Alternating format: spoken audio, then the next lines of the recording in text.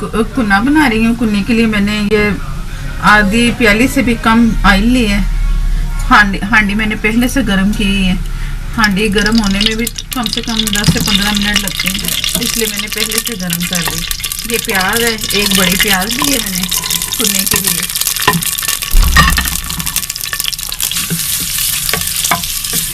इसमें थोड़ा सा प्याज मिलाऊंगी मैं।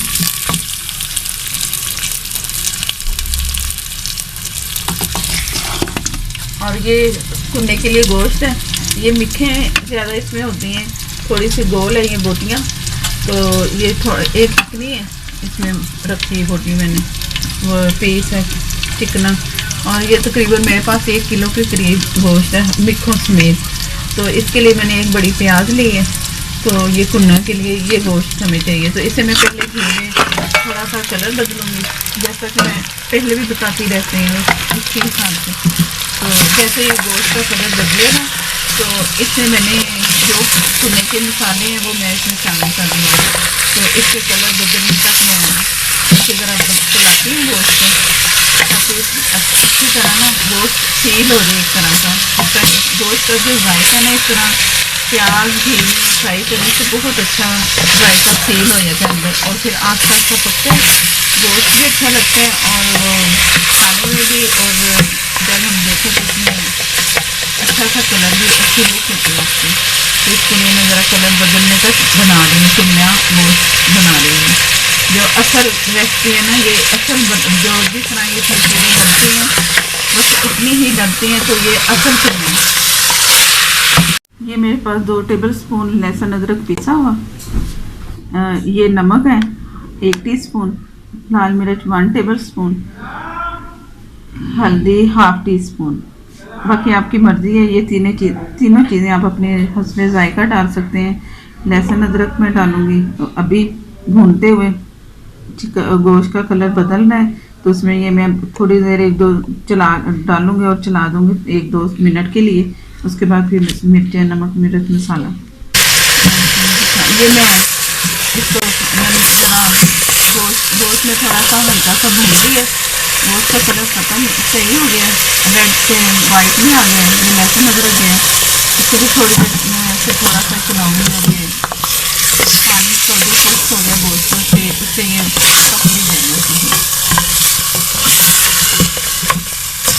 और ऑयल मैंने कम डाला है इसलिए कि ये गोश्त भी चिकना है थोड़ा सा, मिर्चों से भी इसका ऑयल निकलेगा, तो सारा ऑयल पूरा रहेगा इसमें।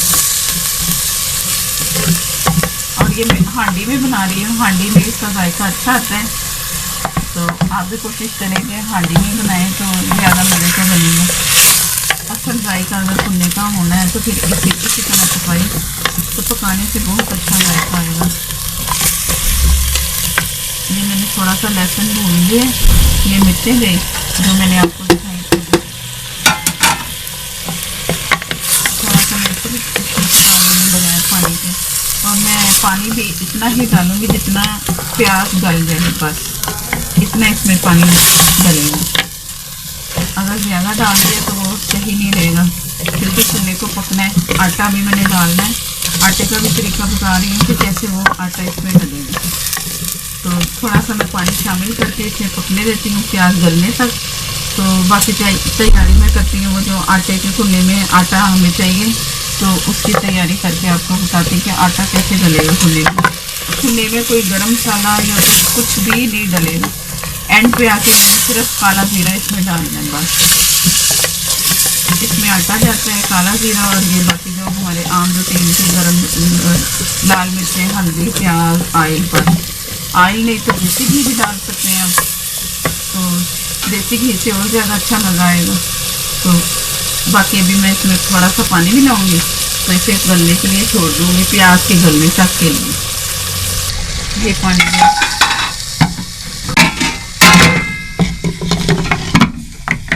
ये मेरे पास एक पेड़ है पूरा, जैसे एक रोटी होता है, तो एक पेड़े को मैंने पानी में डाला, और ये इस तरह इसका आस्ता आस्ता मैं दूध निकालते जाऊँगी, मलते मलते। ये उसमें डालने के लिए चाहिए, कुन्ने के लिए। एक पेड़े से मैंने ये सारा दूध इसका निकाल लेना है। मलते मलते जैसे जैसे ये निकलता जाएगा और ये जेली की तरह बन के अलग हो जाएगा। ये मैंने इसे मसलते मसलते पूरा दूध की तरह ये निकला है इसमें। ये इसका जो मैंने फेंकना ये अब किसी काम का नहीं, ये मैं इसे अलग कर लूँगी। तो जितना भी निकल सके हो सके उतना निकाल लें। तो ये जो दूध सा निकला है इसमें पेड़े में, इसमें कोई आटा मैदा नहीं, सिर्फ इसी का ही जो निकला है दूध उसी का ये मैं इसमें शामिल करूँगी। जितना मुझे वो थिकनेस में चाहिए उतना ही डालूँगी ये मैं। ये काम मुकम्मल है, ये इसका निकलना है। ये इसका घी आ रहा है भूनने वाली पोजीशन पे है ये अभी चने का गोश्त। तो मैं इसे आस्ता आस्ता भून रही हूँ इसमें, क्योंकि गर्म मसाले नहीं जाने तो इसका जो जायका होगा इसको गोश्त को भूनने पे है। जितना अच्छा गोश्त भुना जाएगा उतना अच्छा चने का जायका आएगा। हाँ, इसको लगने भी नहीं देना हांडी को कि ये लगे नीचे से या साइडों से। अगर लगने का हो तो आप इसको ज़रा चूल्हा हल्का कर लो, लेकिन इसे अच्छा भूनना है इस स्टेज पे जो घी छोड़ रहा है। अभी भी मुझे लग रहा है कि इसमें है कसर के भूनने का बाकी टाइम है कुछ थोड़ा सा। और इसकी प्याज भी ख़त्म हो गई, गल गई, लहसुन भी गल गया, प्याज भी गल गई। बस गोश्त तो नहीं गला, थोड़ा सा ही गला होगा, लेकिन इसको मैं भून रही हूँ। भूनना अच्छा होता है ताकि इससे जो मटन की या बीफ जो भी होता है गोश्त, तो उसकी जो स्मेल है वो ख़त्म होनी चाहिए। तो मैं चाह रही हूँ कि मटन की खुशबू जो है ना, जो एक स्मेल की जो नापसंदीदा होती है वो ख़त्म हो और अच्छी सी खुशबू आए खाने में भी और गोश्त में भी। तो सारा भूनने पे ही है कि हम भून लें जितना भून सकते हैं। बाकी वो मैंने आटा जो आपको निकाल के एक पेड़ा लिया था उसको उंगलियों से मसल के मैंने उसका दूध सा निकाल लिया। बाकी मेरे पास एक जेली जैसे कोई चिंगम टाइप इस तरह का निकल आया है, वो मैं फेंक दूँगी। और जो दूध मैंने उंगलियों से मसल के निकाला है उसको मैंने इसमें डाल देना है। और इसकी ग्रेवी जो होती है भुनने की, जो हम निहारी बनाते हैं उसमें निहारी से कम निहारी गाढ़ी होती है, भुनना उससे नीचे ज़रा पतला होता है। ये है इसकी निशानी कि ये भुनना है। अगर गाढ़ा हो गया तो वो निहारी है, अगर नॉर्मल सा हो गया तो वो भुना बन जाता है। वो उसकी उसे भुनने की शक्ल में भुना है। तो ये चनियोट की ख़ास डिश है। चनियोट में ख़ास तौर पे बनवाई जाती है, बल्कि पूरे पाकिस्तान में भी अब ये बन रहा है, पसंद किया जाता है।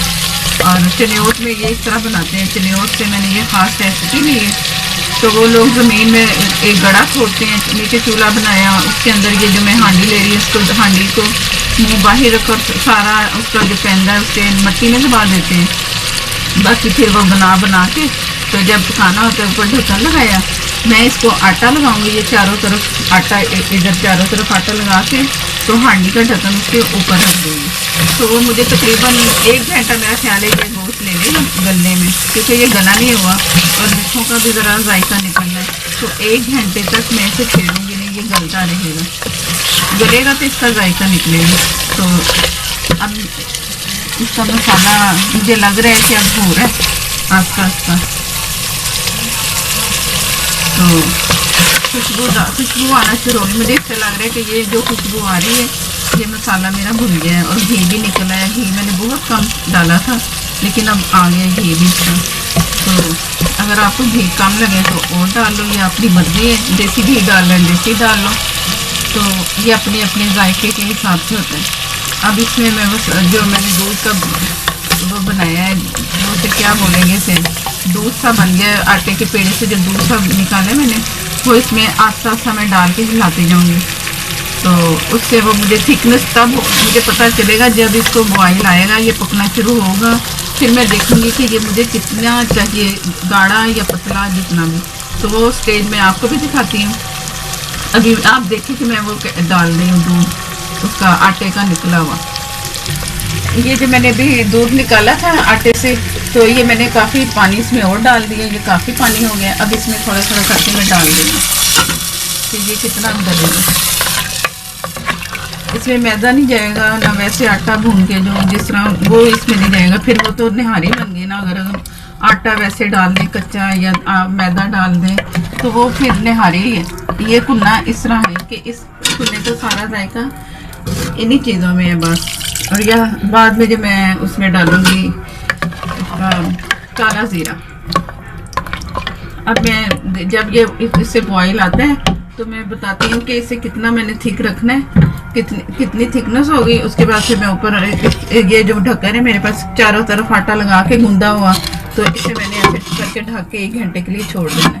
1 घंटे में तैयार हो जाएगा ये गोश्त इंशाल्लाह ताला। मैंने जितना पानी डाला है तो उससे इसके जो गाढ़ापन है ना ज़्यादा हो गया, गाढ़ा हो गया।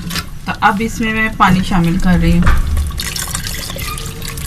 कम से कम 1 कप से ज़्यादा मैंने डाल दिया। पहले 1 बोल भर के डाला हुआ था पानी का और आटे के दूध का। अब मैंने इसमें इतना पानी डालना है कि ये गलने के लिए पानी भी से चाहिए और इसको जो शोरबा हमें चाहिए कुन्ने का वो भी हमारे लिए बच जाए और उसी पानी में गले भी। तो इसमें थोड़ा सा और पानी डालूंगी ताकि गलने के लिए भी पानी चाहिए जो वो भी शामिल।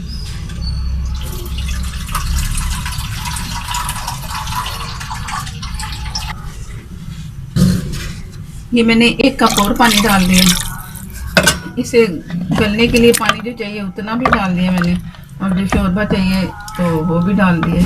ये इतना सा गाढ़ा हुआ है, इतना। तो थोड़ा सा इससे और गाढ़ा होगा तो ये कुन्ने की शक्ल होगी और इसके ऊपर घी भी पक पक के ना आ ही जाएगा। और मैंने इसे दम वाली आग पे रखना है। एकदम जो बॉयल होगा उसके बाद फिर मैंने इसे हल्की आंच पे 1 घंटे के लिए छोड़ना है। और आटा लगा के मैं दिखाती हूँ कि मैंने कैसे उसे लगा के इसके ऊपर ढक्कन रखना है।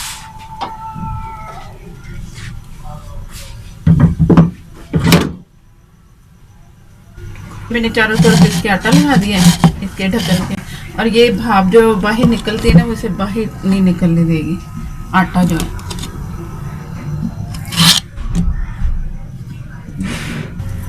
ये अब ये अच्छी तरह बंद हो गया हर तरफ से। अब इसे बॉयल आने तक मैं पकने दूंगी। मुझे यहाँ से भाप थोड़ी सी नज़र आएगी कि यहाँ से ये पानी भाप निकल रही है तो मुझे पता चल जाएगा कि यह बॉयल हो रहा है। तो मैं फिर उसका चूल्हा हल्का करके 1 घंटे के लिए छोड़ दूंगी। 1 घंटे के बाद मैंने चेक करना है ये गोश्त गल गया। अगर नहीं गला होगा थोड़ा सा फिर मैं पकाऊंगी। अगर मुझे ज़्यादा गाढ़ा लगेगा इसका शोरबा तो मैं फिर दोबारा इसमें थोड़ा सा पानी डालूंगी। और आप भी पानी डाल सकते हैं, अपनी मर्ज़ी से इसका शोरबा बना सकते हैं कुन्ने का।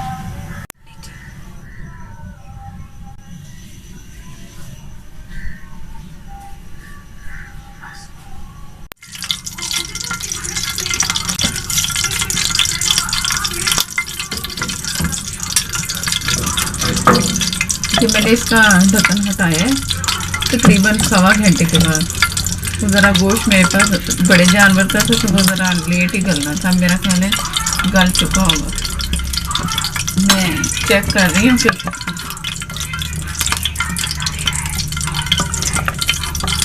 ये हड्डियों से अलग हो गया, समझो कि ये गल गया। घी भी ऊपर आ गया और गल भी गया। ये बहुत हल्की आंच पे मैंने रखा हुआ था तो तब ये हुआ है। नहीं तो ये लग भी सकते हैं अगर हम तेज़ आंच पे रखेंगे। तो बहुत हल्की धीमी आंच पे रखने के लिए अपने दम से पके, भाप से यानी कि पके बस।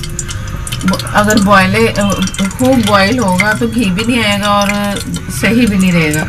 अब ये इतना है कि ये निहारी से काफ़ी पतला है लेकिन गाढ़ा भी है। बस ये इसी पोजीशन में रखना है कुन्ने को।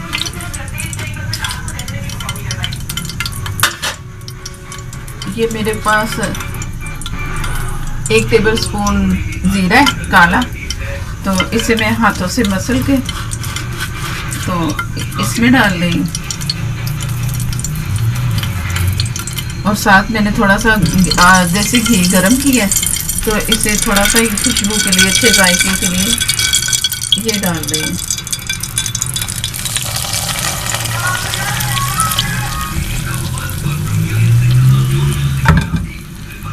इससे ज़रा अच्छा टेस्ट आएगा। थोड़ा सा और घी भी हो गया। ये तकरीबन 3 से 4 टेबलस्पून मैंने देसी घी के डाल दिए।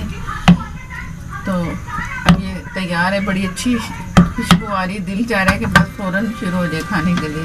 इतना मज़े का बना है। इसकी खुशबू से ही लग रहा है कि ये मज़े का बने। और मैं अब ये से डिश में निकालती हूँ, तो आप देखिए बहुत ही मज़ेदार भुना।